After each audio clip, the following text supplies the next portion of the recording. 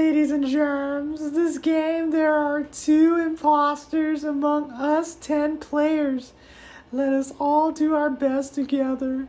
Okay, so I just Seriously, wanted to thank you guys. who invited this guy? Alright, look! I didn't know he would talk a storm like this.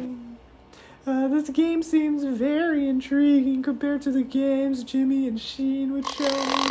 It is very calm and relaxing, working on tasks and communicating with the team. Oh, I also wanted to share the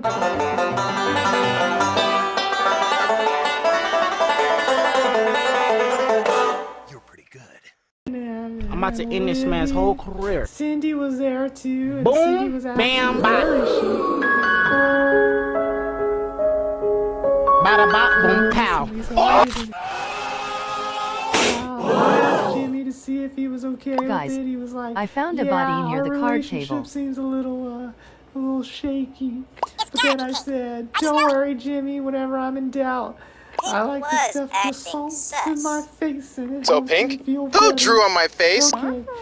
Hate Pink, Senorita Pink. You are going to eat me with no proof? Delicate little I hate you all, flower. and I hate this will game. tell you guys.